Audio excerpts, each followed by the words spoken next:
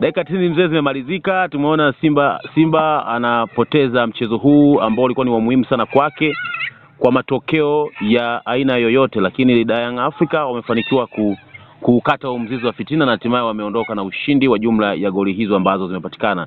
Nini maoni yako kuhusiana na mchezo huu ambao umemalizika wa Kariakoo Derby? Kwa ni mchezo wa fainali na hatimaye ni kama fainali lakini ilikuwa ni mchezo wa kipolo kukamilisha mzunguko wa ligi kuu Tanzania bara. Mchezo umemalizika salama. Ndio. Kama wewe ulitarajia, na mchezo ulikuwa mgumu kwa timu zote mbili na ulikuwa ni mzuri. Ndio. Dabi ambazo zimechezwa kwa mbinu ya hali ya juu. Ni Simba alikuwa anahitaji tokeo moja tu la ushindi. Sawa. Na Yanga alikuwa anahitaji matokeo mawili au kudraw. Sawa kabisa. Lakini mechi ilivyoanza ikaonekana Yanga anataka ushindi tu kwa jinsi timu kwanza ilivyokuwa ameipanga. Sawa kabisa. Mimi nilipomuona kocha wa Yanga kwanza ameweka pale wa viungo watatu. Sawa. Nikajua huyu kocha hahitaji draw, anahitaji ushindi. Sababu viungo watatu ya kiungo mmoja. Pale katikati yuko Mdasiri, yuko Duke Abuya na Dokta. Sawa. Faridi Auto.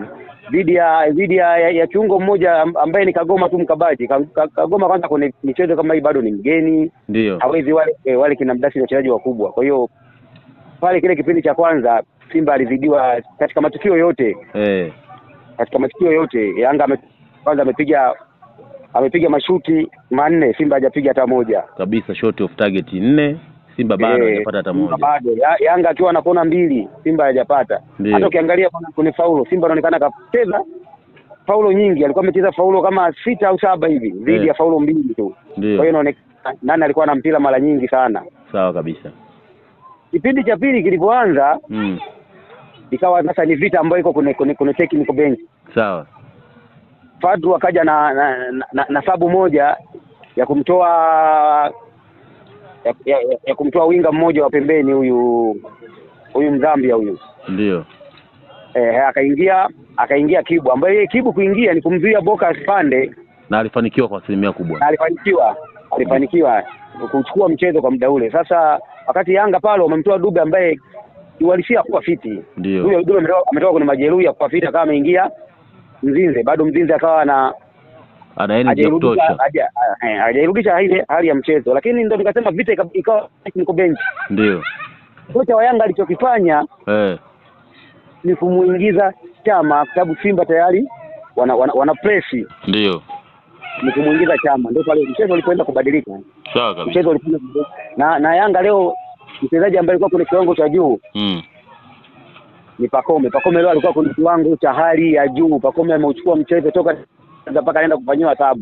Alikuwa anafanya mpira anavyotaka. Unaenda kulia, unaenda kushoto, afanya hivi. Yaani anafanya mpira anaotaka, anafanya mpira ukiangalia mpira unaona ni kazi nyepesi sana. Kumbe mpira ni mchezo mgumu. Mpira ni kazi ngumu. Unataka kuona mpira ni kazi ngumu leo? Naweza kaenda kwa muuliza Kagoma shughuli aliyokutana nayo pale. Atakwambia mpira achana nao, sio kazi. Ni speed. Mpira ulikuwa ni speed, mpira ufundi wa hali ya juu, lakini Yanga bora na Yanga wameonyesha ukubwa wa kikosi chao. Maana leo kuna baadhi ya wachezaji hawakuwepo. Sawa. Na bado wameonyesha performance ya hali ya juu kabisa.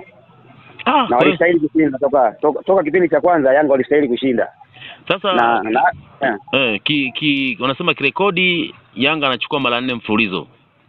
Yanga ameweka rekodi, leo ameweka rekodi 2. Kachukua mara 4 mfululizo na kamfunga mara 5 mfululizo. Hizo ni rekodi 2 ambazo Yanga kaziweka leo. Kwa hiyo Simba bana leo bana hapo Msimbazi hali sio shwari kabisa. Na sio Msimbazi tu, hii ni Tanzania nzima. Na nafikiri Mangungu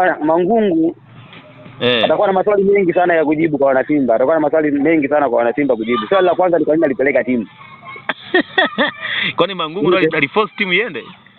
Na sasa yule ndo katika viongozi, yule ndo top.